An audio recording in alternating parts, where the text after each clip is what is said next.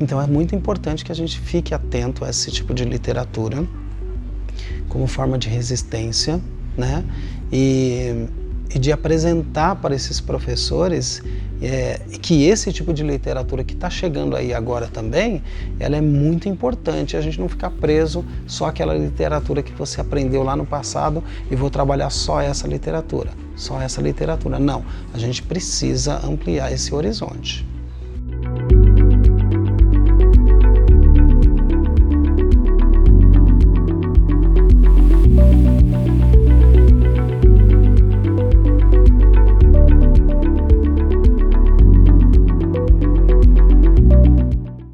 Eu acho que a gente passou por um momento, né, de transformação muito grande, né, de um tempo para cá.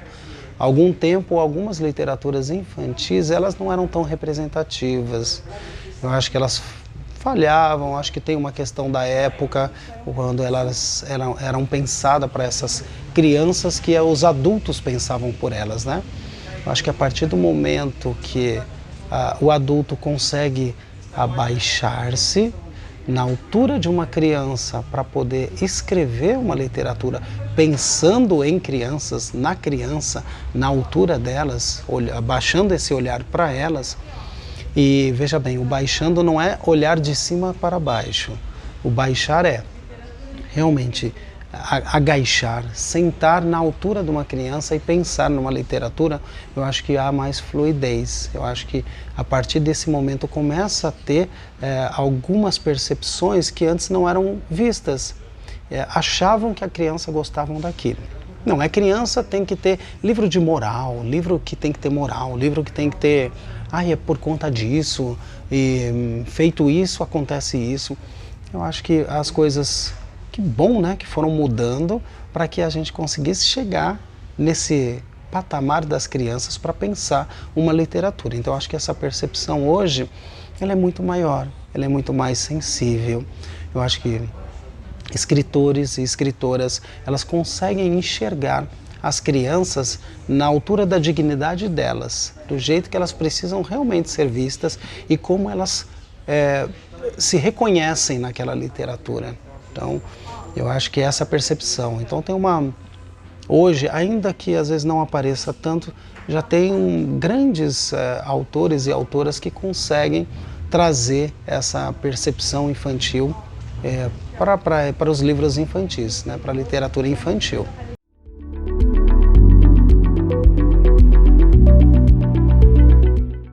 A literatura por si só, ela já é importante para qualquer ser humano. Então, assim, para qualquer construção do ser humano, né? A gente vive numa sociedade da informação, agora uma sociedade do conhecimento, e que é importante dizer que isso não é de hoje, né? Todo mundo precisa de informação, que é uma motivação para essa construção identitária, né? É lógico que cada vez mais a gente precisa pensar qual é o tipo de literatura que a gente quer para que as pessoas possam construir minimamente ou com dignidade, ou até mesmo para a formação de caráter, qual é o tipo de literatura, né? Então ela pesa muito, né? A gente não pode esquecer que a gente está vivendo um momento muito intenso, né, do que eles chamam de fake news, né? E essa fake news, mas não é uma literatura. Sim, tem literatura, e aqui mesmo na biblioteca pública, que é uma biblioteca pública onde a gente atua, a gente recebe livros assim que você pensa, Deus, como é que a pessoa tem a capacidade, primeiro, de escrever um texto como aquele, e dois, de ter uma editora, ou seja, ter uma equipe editorial que publica um tipo de livro desse. Eu vou citar aqui para vocês, porque é fato, as bibliotecas públicas da cidade de São Paulo, tanto elas da Secretaria de Cultura como da Educação, receberam esses livros para meio que incorporar o acervo. E veja bem, não é nenhum tipo de censura. A gente, enquanto profissional da informação, que somos, né, os bibliotecários, a gente tem todo um cuidado de analisar a obra, porque existem critérios para analisar se essa obra ela é condizente ou não, se essa literatura é condizente ou não, e se ela condiz com a verdade. O título do livro é Nazismo Vermelho. Então, assim, você percebe que há uma distorção muito grande do que é esse nazismo, o que é... Porque não conseguiu entender. É mais ou menos como se falasse do racismo reverso. Então, você imagina a gente colocar um tipo de literatura, de um livro, que fale de racismo reverso. Gente, isso é uma inverdade. E é importante trazer isso ao debate. E por que é inverdade?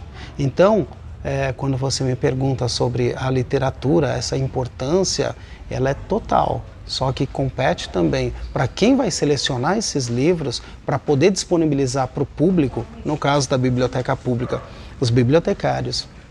E tem todo um modus operandi, um saber fazer que é intrínseco à profissão de analisar a obra e poder realmente colocar como se diz, profissional da informação, saber se aquilo realmente condiz com a realidade, condiz com a verdade ou não. Então ela é muito importante, a literatura ela é importantíssima na formação, na construção do caráter de uma pessoa, e a infantil, eu diria até que é mais importante ainda, porque a infantil é onde tudo começa, é onde o livro, o objeto, né, ele começa a fazer parte de uma criança e ela começa a se sentir pertencente a esse universo. E se você apresentar um livro de uma literatura, com uma boa literatura, você tem a chance de formar melhor um cidadão no futuro. Agora, se você tem um livro que não tem uma qualidade adequada, infantil para uma criança, a chance de você continuar repetindo os erros dos nossos pais, como diria a música de Elis Regina, né, como os nossos pais, a gente vai continuar nesse ciclo repetindo os mesmos erros. Então, o momento da gente tentar cortar esse ciclo de erros, né, que acontecem, porque somos seres humanos, e como homem que sou, né, eu tenho sim muita coisa de machismo, eu tenho muita coisa que precisa ser desconstruída. Tem gente que não acredita nessa linha da desconstrução, mas não é aqui que a gente vai discutir isso. Mas eu acho que talvez, se não acredita na reconstrução, né, da pessoa enquanto ser humano, enquanto homem hétero, né, você pelo menos precisa repensar suas atitudes. Agora, a partir do momento que uma literatura infantil, que você começa a formar um cidadão, porque nasceu já é cidadão, mas formar esse caráter cidadão das pessoas a partir de uma literatura infantil, eu acho que aí a possibilidade de formar pessoas incríveis no futuro e mudar um pouco o cenário que a gente vive hoje é muito importante. Já consigo até enxergar.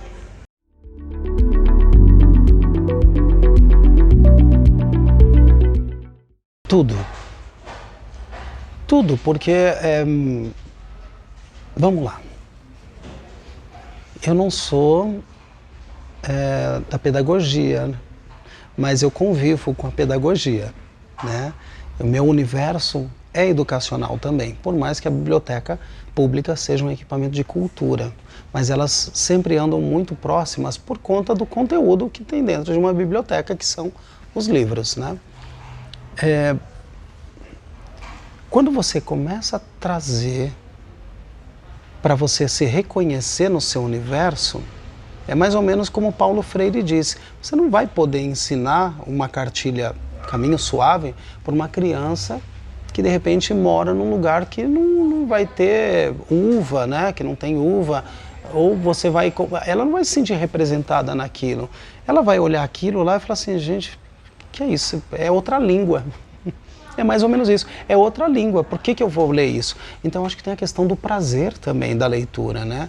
Se a criança não se sente representada ali, naquela obra, ela não vai sentir o prazer, a curiosidade de pelo menos abrir e terminar ela de ler até o fim. Eu costumo dizer que a literatura, o livro, ele é muito democrático. E isso jamais para os grandinhos, né? E a gente sempre fala, você pode pegar os livros emprestados. Fala assim, mas e se eu não gostar? Eu falei, não tem problema, você fecha ele e traz de volta, porque você vai poder pegar outro. Por quê? você tem que ter, inclusive, essa liberdade, esse direito de poder olhar e falar assim, não gostei, isso não tem nada a ver comigo. Fechar o livro e trazer. Então, isso é muito importante. Para a criança, a gente precisa saber qual é o universo dessa criança. O que faz parte da vida dela, do cotidiano. E é lógico que isso não é uma pergunta que você vai fazer para uma criança, mas a partir do momento que você convive com a criança, você vai começando a perceber o que vai representar para essa criança. A gente tem uma atividade aqui na biblioteca, que é uma parceria que a gente tem com a escola, né, que é a educação, com o SECO, que é a saúde, e a biblioteca, que é a cultura, chamado Abraça Pirituba. E nessa atividade, a gente faz dança, a gente faz mediação de leitura, a gente conta história. E aí o Abraço Pirituba é porque não é só o bibliotecário que está aqui falando com as crianças. De repente as famílias se sentem convidadas a participar daquele momento. Eles acham que é só uma apresentação, de repente vem cá, vamos todo mundo ler para as crianças, acho que vai só assistir. E eles estão nesse momento também, porque daí cada um vai trazer a sua realidade. Então a gente vai ter crianças brancas, vão ter crianças indígenas, porque a gente está num território indígena, então a gente tem também, na escola tem esses estudantes indígenas, você vai ter o amarelo, os orientais, você vai ter a criança negra, e cada um com a sua também religiosidade. E de alguma maneira você vai trazer isso aqui, você vai ter esse conhecimento. E a partir dessas percepções que a gente acaba tendo naquele grupo, a gente começa a trabalhar com um tipo de literatura, como que a gente pode trabalhar ali com aquelas crianças, né? Então, é lógico, é muito importante que elas precisam estar representadas, porque se elas olharem um livro, a cor da pele da criança é preta, e ela vê um livro falando de fadas brancas, eurocêntricas, ou de princesas, elas vão olhar aquilo e vão falar, olha, legal, né? Mas não estão representadas ali.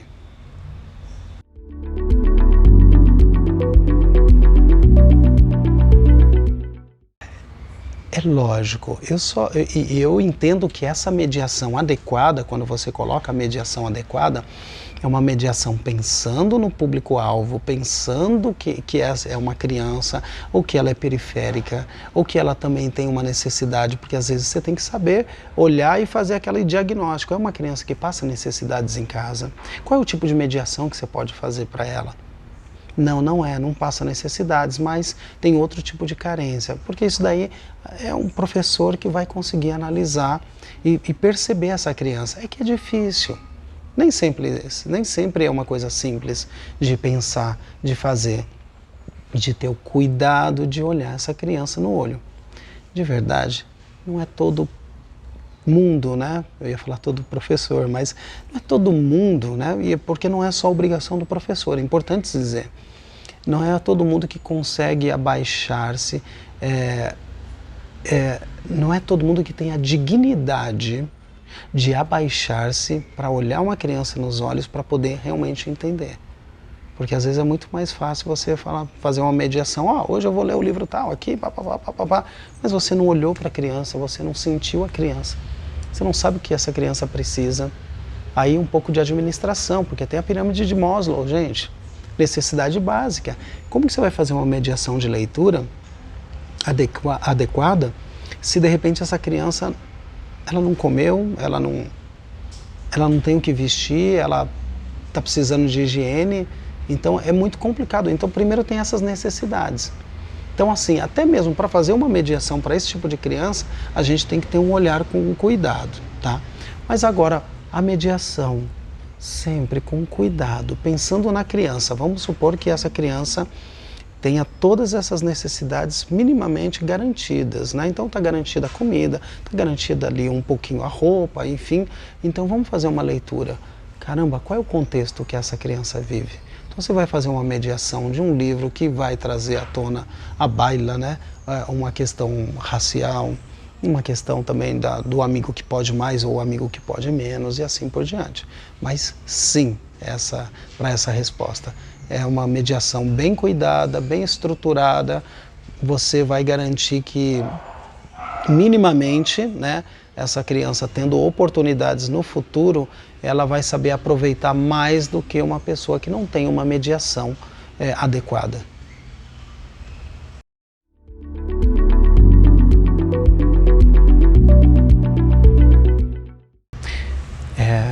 eu não pensei, de verdade, eu nunca imaginei que a gente pudesse viver um retrocesso como a gente está vivendo hoje em dia em relação às pautas identitárias, às políticas públicas, isso nos âmbitos federal, né, na esfera federal, estadual, até mesmo municipal, mas a gente sabe que infelizmente muito mais na esfera federal isso acontece, e que a gente pudesse realmente viver um momento que a gente vai ter que pensar ou repensar como construir novamente pontes, né?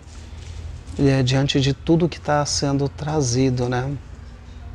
A narrativa, dependendo de quem vem com uma narrativa, ela desconstrói anos de construção. Então é muito grave, muito grave, muito grave.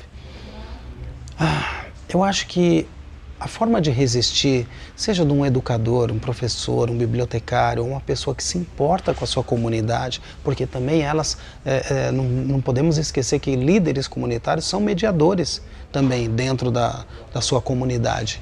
Eles, de alguma maneira, são a resistência, porque é através do livro, né? O livro, ele não transforma o mundo, né? O livro transforma as pessoas. É as pessoas que transformam o mundo, né? Então, essa é uma frase, e agora eu não vou saber, eu não sei se é Paulo Freire que fala, eu acho que é Paulo Freire mesmo que fala. Então, assim, aí fala assim, você tem que ler porque o livro muda o mundo. Não, o livro não muda, o livro vai mudar as pessoas, né? E as pessoas é que transformam esse mundo. E é lógico que se a gente tem uma pessoa que exerce um cargo importante, seja em qualquer governo, né, seja federal, estadual ou municipal, que tem por si só, como figura pública, um discurso, uma narrativa de desconstruir o saber através da literatura, e começam a inventar muitas coisas, como a gente sabe que foi inventado, né, kit não sei o que, e seja lá mais o que. Isso é um desserviço muito grande para toda uma sociedade de mais de 215 milhões de habitantes, que é o Brasil. E aí tem gente que acredita, porque a gente ainda vive num país que ele ainda é muito oral na questão de acreditar no que o outro diz. Se o fulano diz é verdade. Se o Beltrano diz, é verdade. Então, eu acho que os guetos, né, vamos colocar assim, eu gosto da palavra, os guetos de resistência, eles são as escolas. Os guetos de resistência são as bibliotecas. Guetos de resistência são, sim, as associações de bairro, sociais, e que se vocês fizeram um estudo de tudo isso que eu falei, sempre tem um ponto central. Sempre tem minimamente uma biblioteca, tem livros. Então, isso é importante, né? Por que nesses guetos tem uma biblioteca? Por que numa escola tem biblioteca? Por que na biblioteca tem livros, né? Seja na escola, na biblioteca, em centros comunitários, você pode ver. Em bares. Tem bares que tem os saraus, que nesses bares onde tem os saraus, tem uma biblioteca lá. Por quê? Ali está dizendo, né? É mais ou menos, aqui tem conhecimento, aqui tem um local onde você pode se aprofundar um pouco mais. Então é lógico que a escola, os professores têm um papel importante de resistência. E os livros, a leitura de livros, sejam eles infantis adequadamente, né, mediados, ou os outros, eles são polos importantíssimos para a construção desse saber, para a formação de caráter, inclusive para a pessoa, o cidadão, a cidadã, dizer: sim, isso está certo, não, isso não está certo.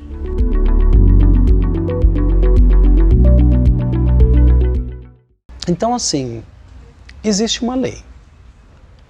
Mas a gente sabe que, infelizmente, não é todo mundo que vai olhar a lei, né, e vai falar, olha, vamos fazer, né?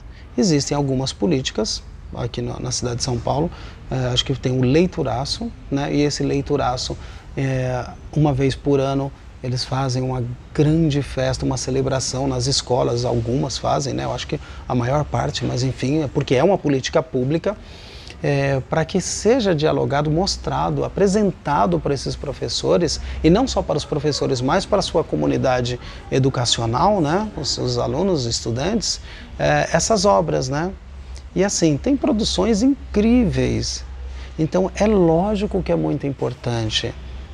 Aí vamos lá de novo, meio que parafraseando Paulo Freire, né? A gente não precisa ficar só o rato roeu a roupa do rei de Roma, né? Que é uma coisa, né? O rato, a uva. Não, a gente precisa ver, porque o mundo, ele não para, ele está ali, ele está continuando, ele está girando e tem coisas novas, e vão aparecendo coisas novas. Então é muito importante que a gente fique atento a esse tipo de literatura, como forma de resistência, né?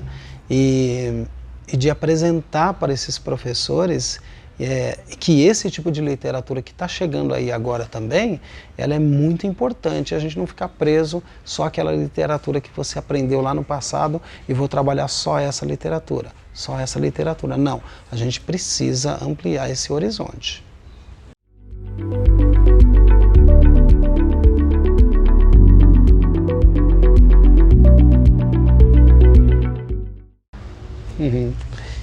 As crianças são um xodó, gente. Aqui nessa biblioteca, lógico que são muitas bibliotecas na cidade de São Paulo, né? Mas aqui nessa biblioteca a gente tem uma parceria muito grande com a EMEI, que fica aqui em frente, né? Da Biblioteca Brito Broca, a EMEI Afonso Sardinha. Mas a gente tem a EMEI também de outras localidades, do Jardim Felicidade, Santa Mônica, tem SEI também, que às vezes eles trazem os menorzinhos ainda aqui para a biblioteca. A gente tem algumas atividades voltadas para a primeira infância na biblioteca e a gente, quando aparecem essas atividades que vêm da Secretaria de Cultura, a gente faz uma grande festa com as crianças. Eu acho que é importante dizer, quando você me traz essa questão da importância da criança na biblioteca, eu consigo enxergar um horizonte. Eu consigo enxergar que a biblioteca, ela não vai envelhecer. Com todo o respeito que a gente tem à pessoa idosa, mas assim, tem muita gente que a gente conversa aqui, o pessoal fala, ai, pensei que não existia mais nem biblioteca por conta da internet.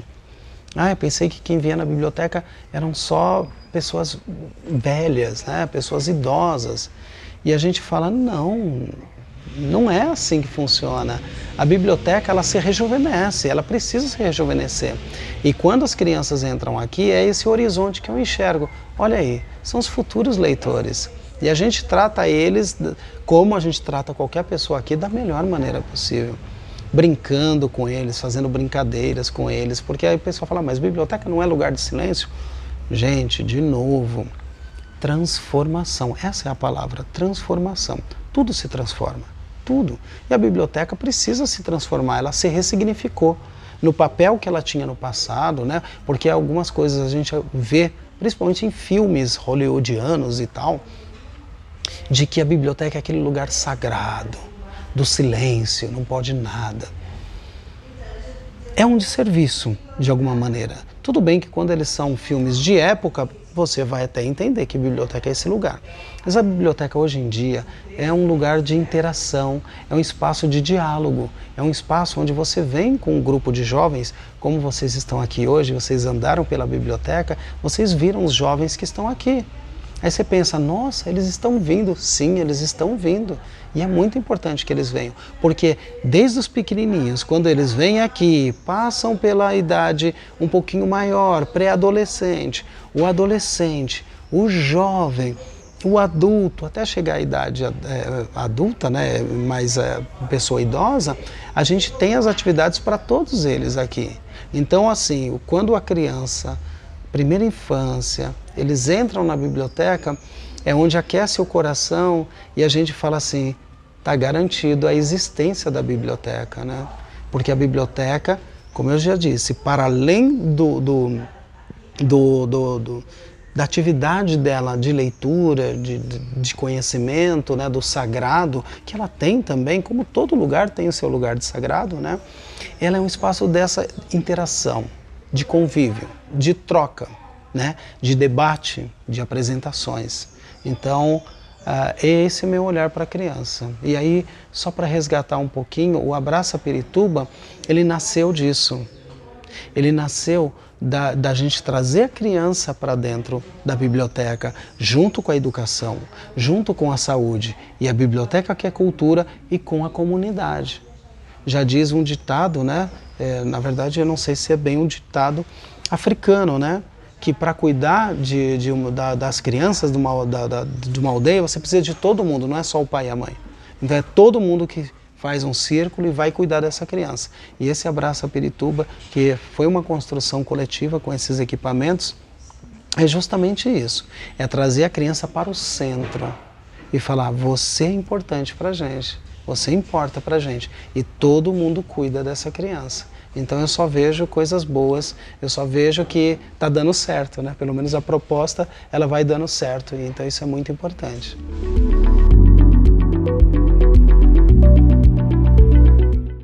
Eu acho que assim, quando a criança ela vem para cá com um professor, primeiro que o professor ele já não está no lugar dele enquanto professor, porque ele saiu da unidade escolar dele e ele veio para uma biblioteca, que não é o local de trabalho dele. Mas é lógico que a gente, junto com eles, conversa e faz a proposta, olha, as crianças estão aqui, são muitas, e a gente vai dialogando e a gente vai apresentar a biblioteca, apresenta os livros, aí num espaço infantil a gente coloca os livros no chão, porque ao contrário do que muita gente pensa, o livro é sagrado, tem que tomar cuidado, tem que rasgar, não sei o quê. E acontece de professores, cuidado menino, cuidado menina. Fala assim, gente, deixa. O livro, ele é um bem consumível. É importante dizer isso. O livro, como tudo na vida, tem sua vida útil. Em algum momento ele vai estragar, em algum momento ele vai rasgar. Lógico, isso não quer dizer que eu vou chegar aqui, pegar um livro novo e sair rasgando. Não é isso. Mas você vai usar, você está usando, ele pode dar uma entortadinha, vai, com um certo cuidado. E em algum momento aquele livro vai perder sua vida útil e a gente vai repor ele. Mas os professores, quando eles vêm aqui, previamente a gente acorda e fala que vai ter um espaço com livros, a gente vai sentar com as crianças, vamos deixar as crianças à vontade. Porque tem muita criança que gosta de ler as imagens. E livro infantil, muitos deles são imagens. E pode ter um pequeno texto, mas o livro por si só, às vezes ele já está falando tanta coisa para a criança, tem um outro sentido para a criança que você não precisa ler o livro. Mas os professores aproveitam também e muitas vezes eles saem daqui realmente maravilhados, porque eles não enxergavam a possibilidade da biblioteca hoje, né? Que é esse espaço plural, esse espaço que você pode tocar, você pode entrar aqui, correr entre as prateleiras, e pegar um livro e poder fazer uma leitura, sentar numa mesa ou num tatame no chão com a criança e fazer a leitura.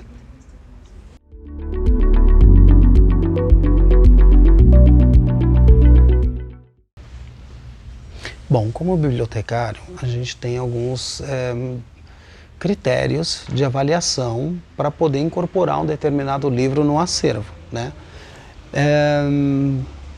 Parece bobeira, mas as indicações, elas sempre são muito bem fundamentadas, né? A gente não coloca um livro no acervo se não há indicação. E toda vez que há indicação, inclusive do munícipe, que vem até a biblioteca pública, queria esse livro, vocês não têm, a gente pega, anota, a gente faz uma pesquisa do livro, procura saber quem que é o autor, quem que é a autora, tenta ver a sinopse, a gente tenta aprofundar para saber qual é essa qualidade.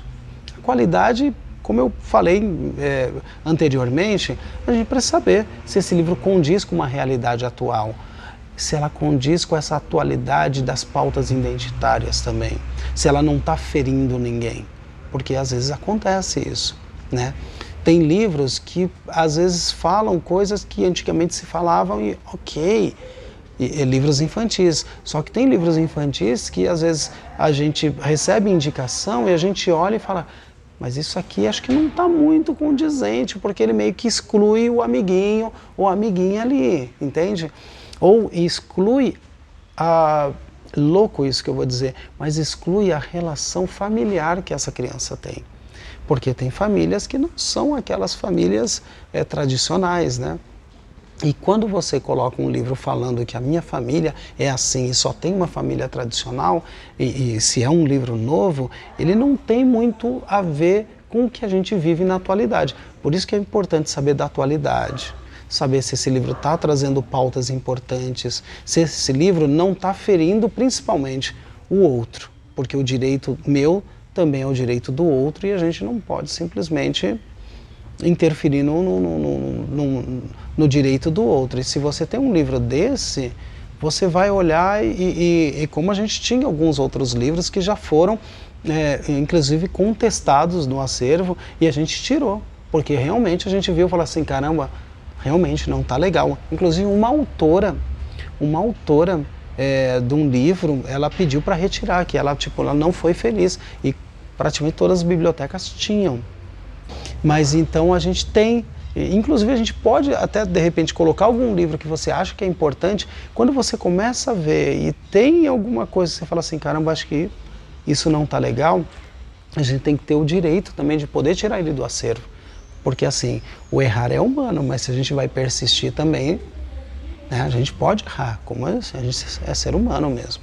Então, esse é o critério, existe uma equipe de avaliação, né, desses livros, na coordenação do Sistema Municipal de Bibliotecas, que são os bibliotecários que avaliam, que fazem a compra, a gente indica, aí a gente também lê previamente, passa para eles, eles dão uma olhada, se tiver alguma coisa eles entram em contato com a gente, ou se a gente também tem um contra-argumento, então é tudo bem discutido para que um livro de qualidade ele esteja nas estantes, aqui no espaço infantil da biblioteca.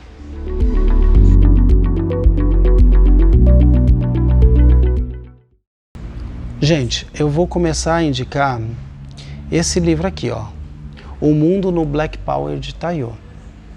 Eu sei que muito provavelmente vocês já devem ter ouvido falar dele. Tem aqui um pós-fácil do Oswaldo Faustino, uma grande representação negra na cidade de São Paulo, porque vai falar da questão do cabelo da menina Taiyo, uma criança de 6 anos. Gente, é uma coisa linda, esteticamente é um livro incrível, com ilustrações riquíssimas, tá? São ilustrações muito gostosas, coloridas, então traz uma questão da relação, ó, mãe e filha, muita cor, é muito gostoso. Eu não vou dar spoiler aqui para vocês, tá bom?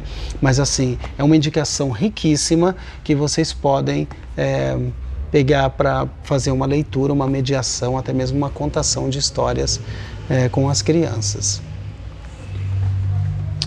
O outro é sobre a relação do proibido aos elefantes, né?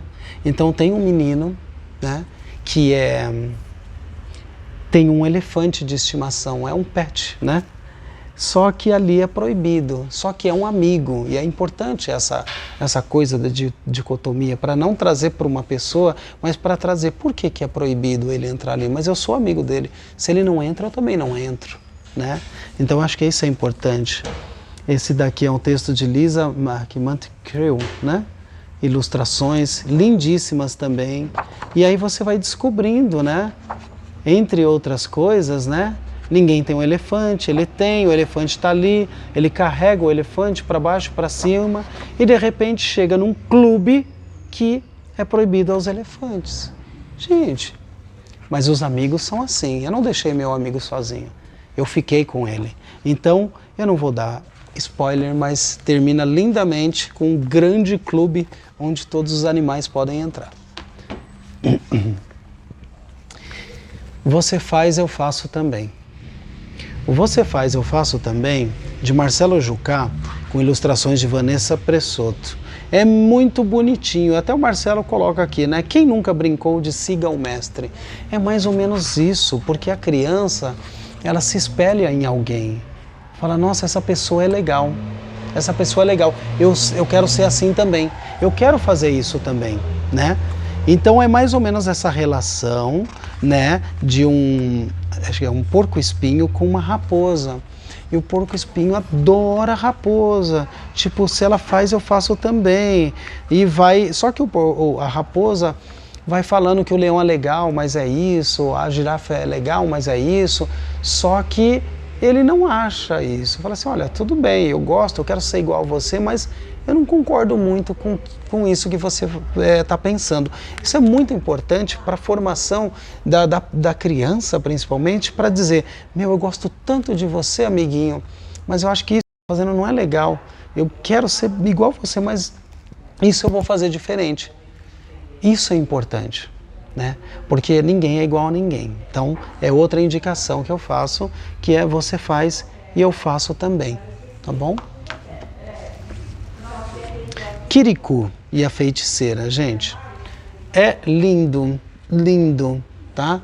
Importante dizer também, porque tem toda uma questão aqui da relação africana, né? Das histórias africanas que a gente ouve, então através de oralidade. E aqui foi uma maneira de sintetizar, porque muitas coisas aqui são histórias orais na África, que vai passando, e aqui foi uma maneira de compilar essas histórias. E Kirikou é aquela criança que ela já falava e já nascia. A gente pode até tentar trazer um pouco para o nosso imaginário, mas bem sutilmente, né? Não vou guardar as proporções, porque eu sei que tem gente com mais competência para falar sobre isso, né? Quando uma Macunaíma nasce, né, ele já nasce falando, né? A gente pensa no Macunaíma.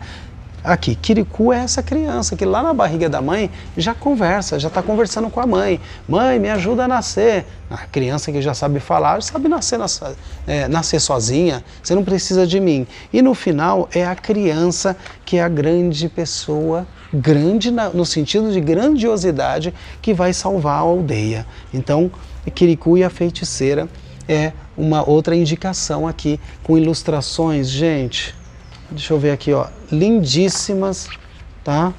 Que tem no livro, tá? Lindíssimas mesmo. Então, esteticamente é um livro muito bonito.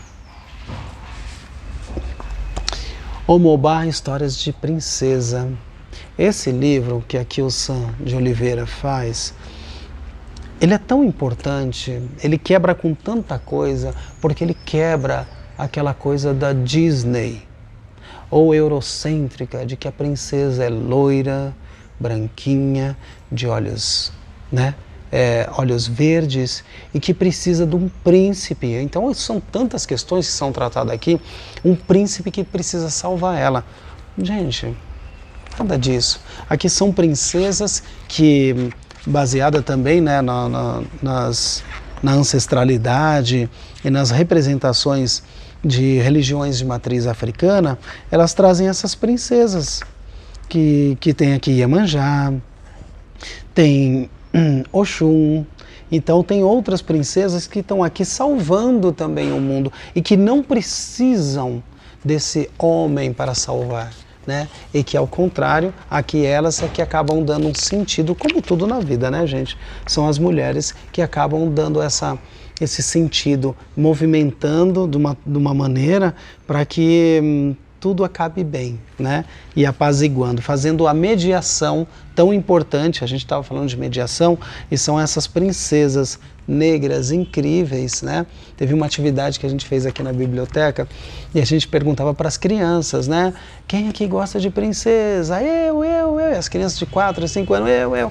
Qual princesa que você gosta? Aí apareceu, e é importante, né? Porque a gente faz uma brincadeira como essa, aparece Branca de Neve, aparece Cinderela, e a gente fala, a gente quer falar de princesas, mas não são essas princesas, né? E aí a gente apresenta, e é interessantíssimo que quando a gente apresenta, às vezes 1, 2, 3 crianças já falam, nossa, parece minha mãe, e minha mãe fala muito disso, e geralmente são as crianças negras, né, que falam, né? Então é muito bonito, e é lógico, uma questão de construção também da identidade dessas crianças.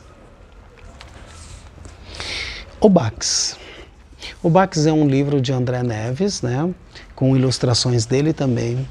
Lindíssimo, riquíssimo. Essa é uma das minhas primeiras indicações infantis e que eu me apropriei para poder fazer mediação e contar história também. Porque são ilustrações riquíssimas. De repente vem um grande texto falando do panorama da onde essa criança vivia e de repente só tem a fotinho dela e ali morava a pequena Obax. Então ele faz um contraponto, assim, uma contraposição de texto e de repente era ali que vivia ela. E ela fazia isso, e ela era uma criança que gostava de brincar como qualquer criança, que a brincadeira faz parte da formação, né? Então são ilustrações lindíssimas e fala da importância, né, da criança. Pensar as histórias, fazer as brincadeiras e de repente o adulto não acreditar. Então ela tem um desdobramento muito interessante, muito gostoso para dizer, escutem as crianças, né? Não é assim que tudo que fala que é mentira, criança. Não, tem muita verdade nas crianças. Além de trabalhar a questão de uma literatura pensada também, baseada, né, em histórias africanas e com as pessoas identitárias, as pessoas negras também. Então é importante para mostrar que também tem essas crianças que sabem das histórias. Esse livro aqui é uma outra preciosidade, tá? A Árvore Generosa, de Shel Silverstone. Aí você vai falar, qual é o tipo de ilustração desse livro? Gente, é isso aqui, ó. Ela é preto e branco, mas vai contar a história, a generosidade de uma árvore que, de novo, se a gente trazer para a nossa realidade, quem é a pessoa que está do seu lado, que está cedendo o seu galho, a pessoa que está dando fruto para você, quem é a pessoa que dá a árvore para você fazer uma casa, quem é essa pessoa, né? E que brinca com você a vida toda, né? E de repente, no nada, mesmo não tendo nada para oferecer, ela diz, olha, eu não tenho mais isso, eu não tenho mais aquilo, mas eu estou aqui para estar do seu lado. Então eu acho que esse livro ele vai falar de uma questão de relação da criança ou com o mais velho, ou até mesmo das pessoas. Esse livro, para você ter uma ideia, a gente não trabalhou só com crianças, a gente trabalhou com a terceira idade. E é muito importante. Foi muito potente num grupo de mulheres que nós temos aqui também, o Mulheres por Si Mesmas. A gente trabalhou essa mulher que se dá para o homem, né? A gente vive essa sociedade machista, né? E aí a mulher está lá em casa, ela faz isso, faz aquilo. Então, diversas maneiras esse texto, você pode trabalhar com crianças, você pode trabalhar com adulto, com mulheres, e você vai estar com um texto incrível para poder trabalhar. O último, não menos importante, é uma preciosidade que eu gosto. De alguma maneira, todos esses livros que eu comentei, ele vai versar a questão da pautas identitárias, quando você fala do meu amigo, que o meu amigo não é aceito, isso é importante dizer, mas ele é meu amigo, eu estou com ele. Então isso é importante também dizer sobre a narrativa das princesas, da questão racial, tá todos aqui. Agora esse aqui, em especial, gente, da pessoa que se dá mais por outro, agora esse daqui, é uma obra lindíssima que eu adoro, de William Joyce, né? Inclusive, é uma história que inspirou um curta, tá? De animação que foi vencedor do Oscar em 2012 como o melhor curta de animação. Então, se vocês procurarem, inclusive na internet vocês encontram a história e vai falar da relação de uma pessoa com um livro. Então, a pessoa que escreve, aí ela escreve e de repente vem uma catástrofe. E todos os livros que ela tinha, que ela não tinha e que ela estava escrevendo, somem, desaparecem. Porque daí o que acontece? Veio essa catástrofe e levou tudo. Mas o mais importante, interessante, é a transição das cores. Porque o mundo com literatura, ele é colorido. Tem vida. Só que quando você não tem nada, você não tem livro, você não tem nada, esse mundo ele começa a ficar em preto e branco, né? Que é importante dizer, a catástrofe vem, o vento sopra, e aí quando leva tudo, some tudo, tudo fica em preto e branco, perde a graça, né? É muito gostoso. E de repente começa a colorir de novo. Eu não vou dar spoiler, depois vocês pegam esse livro, que dá para fazer uma bela leitura também desse livro, mas você encontra esse curta de animação também na internet. É isso.